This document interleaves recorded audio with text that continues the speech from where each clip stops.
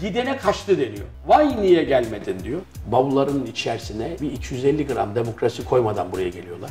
Türkiye'de vatandaş olmak için 250.000 dolar ver, pasaportu al. Evet, bu kadar yeter, bu kadar kafi. Türkiye kayıt dışı parayı incelemiyor. Nereden bulursan bul, bu parayı getir, vatandaş yapayım seni diyor. Montenegroluların deyimiyle ne kadar para o kadar müzik. Yani dürüst konuşalım, dünyada her şey bir alışveriştir. Bu devletler için de geçerli. Memleketin durumundan çok memnun olmayan kişiler var. Türkiye'deki eğitim sisteminde gitmiş olduğu olumsuz yönün bu kararımıza etkisi oldukça fazla oldu. Doğrudan parayla pulla başladık bu hafta. Bir de senin aklındaki soruyla. Olur da bir gün gitmek istersen. Bu oturum vatandaşlık işleri parasıyla değil mi? Valla bazen öyle, bazen değil.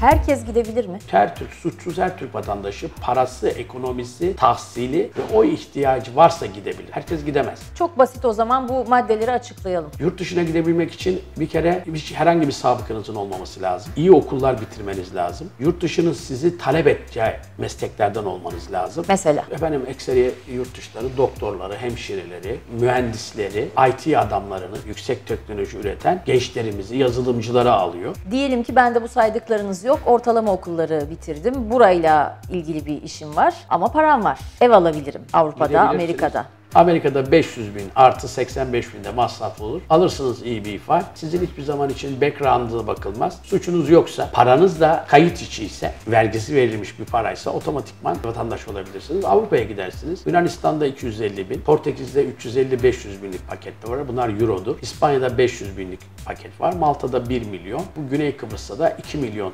euro ile paketler var. Bir de Avrupa'da Avrupa Birliği hayali olan ülkeler var. Montenegro gibi. Bunlar da daha düşük bedellerle olunabiliyor. Neden Montenegro'ya yatırım yapın? Çünkü Montenegro orta gelirli bir ülke. Fakat her geçen gün Montenegro'da çok ciddi değer artışları görüyoruz. Minimum bütçe 10 bin euro ve 10 milyon euro arasında. Peki 10.000 euro dedik minimumda değil mi? Bu kadarlık bir yatırım ya da gayrimenkul ya da her neyse ne veriyor bana? Montenegroluların deyimiyle ne kadar para o kadar müzik. 10.000 euro eşittir oturma izni mi? 10 bin euro eşittir oturma izni. O oturma izni yalnız devletin size onu kalıcıya çevireceği hakkında herhangi bir taahhüdü yok. 10 iş günü içerisinde size bir şirket tescil edip sizi Montenegro'da vergi mükellefi yapabiliriz. Ve oturma çalışma müsaadesi alabiliriz. 10 gün. 10 iş günü. 10 iş günü. Peki. Daima iş günü. Yani Yunanistan 250 bin eşittir vatandaşlık. Evet. Portekiz 350 bin eşittir pasaport. Evet. Ne kadar sürede? Fakat onlar çok uzun sürede, 6-7 yıldan evvel bunlar olma şansınız yok. Ve o hep kriterleri devam etmeniz şartıyla.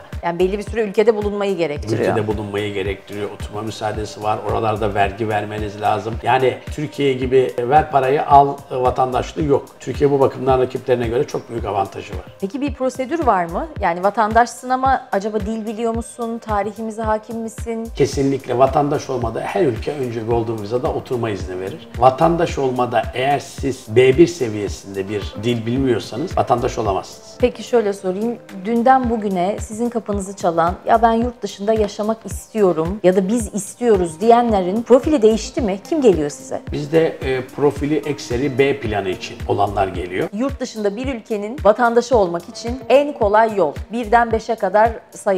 Evlenmek mi, okumak mı, anlaşmalara başvurmak mı, yatırım yapmak mı? Bu kişiye ve ülkesine göre değişir. Şöyle söyleyeyim. Tabii ki evlenmek bu hani çok kolay gibi gözüküyor. Adamın başına gelebilecek en büyük beladır. Hiç kimseye aşk evliliği olmadan immigration evliliğini teklif etmem.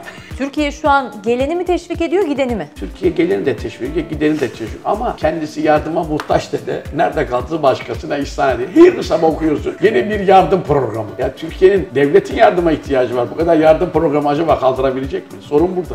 Her pasaportun bir fiyatı var mı o zaman? Var. Size şöyle söyleyeyim. Kesinlikle dünyada en pasaportu güçlü ülkeler. Örneğin Almanya çok güçlü. Bir numara Almanya. Amerikan pasaportu bile o kadar çok anormal güçlü değil. Çünkü Amerika'nın kabul edilmediği ülkeler var. Bu sıralama böyle gidiyor. Müjdat Bey, Amerikan pasaportu güçlü değil dese de anne babalar çocuklarına Amerikan vatandaşlığı hediye edebilmek için yeni bir turizm tipi yarattılar. Doğum turizmi.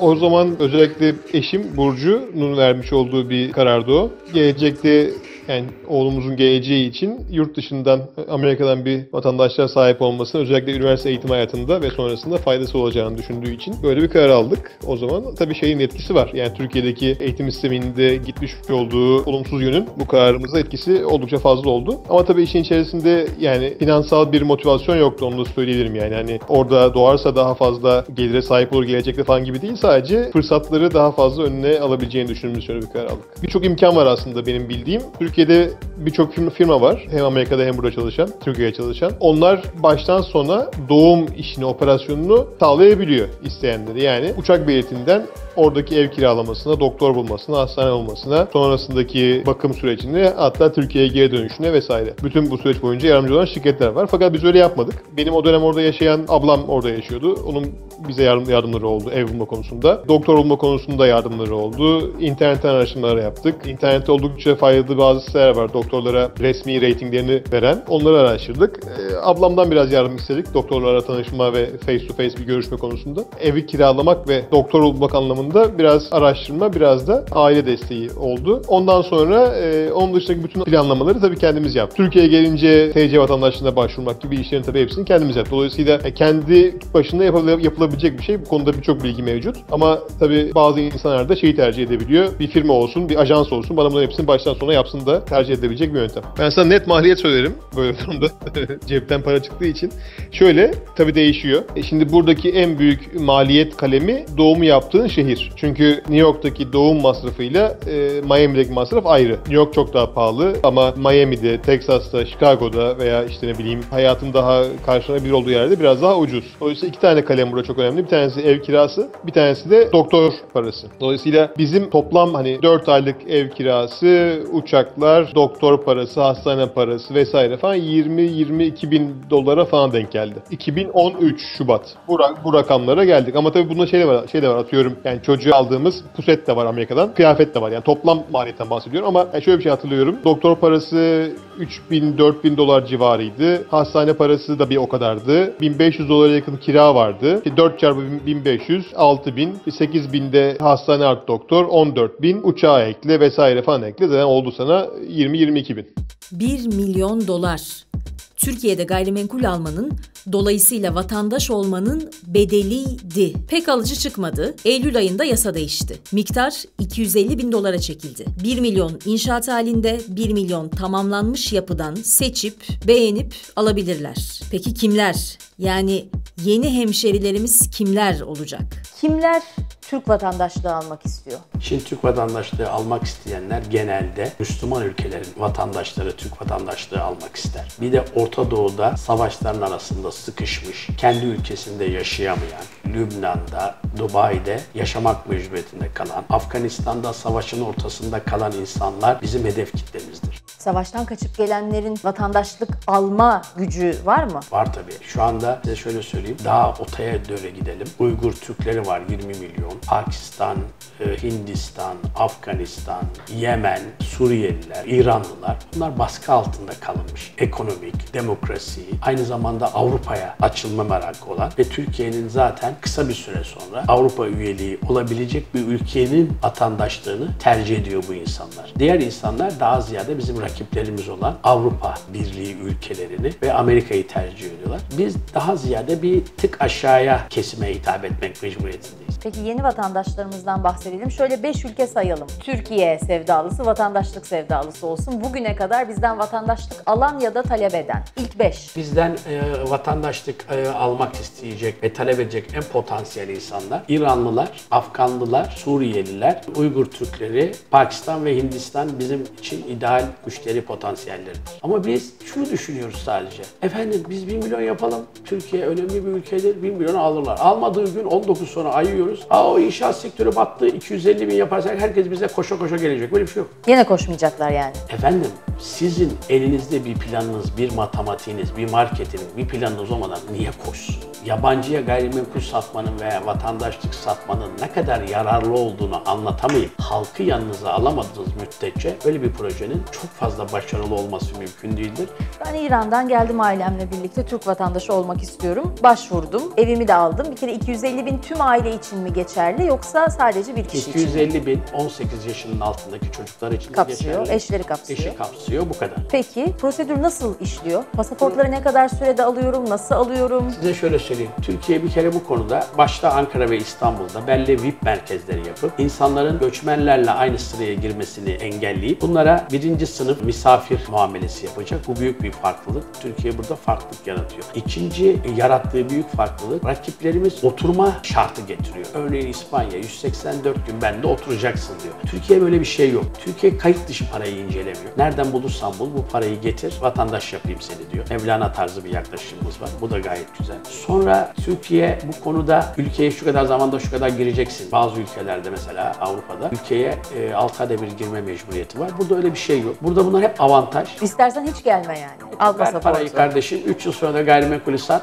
vatandaş ol diyor. Yani bizim yaptığımız uygulama bu. Bir de biz kayıt dışını, hem parayı getiren kayıt dışıları gel diyoruz. Mevlana tarzı. Yönetmenin içerisinde kesinlikle pasaportun çabuk verilmesi, pasaportun hatta otellere bile yollanması gibi rakip ülkelere göre büyük avantajlar getiriyor Türkiye. Ama tabii otele getirilen pasaport senin istediğin pasaport değil. Senin istediğin bunlardan biri ise o zaman biraz daha fazla uğraşman lazım.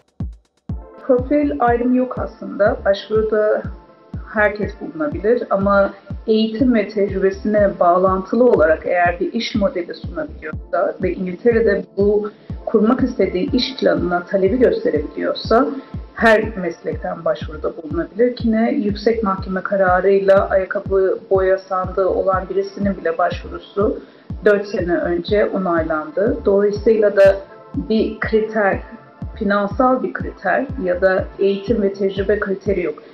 Başlangıçta bize şu anda çok farklı vize türleri olduğundan ben daha çok spesifik şu anda çok popüler olan ve bilinen adıyla Ankara Anlaşması'ndan yola çıkarak bahsedecek olursam vize şu anda 5 yılın sonunda yani 5 yıl boyunca ülkede kendi işinizi yaptığınız ve gelirinizin vergisini ödediğiniz takdirde 5 yılın sonunda size ve aile fertlerinize süresiz oturum izni, 6. yılda ise vatandaşlık izni vermekte.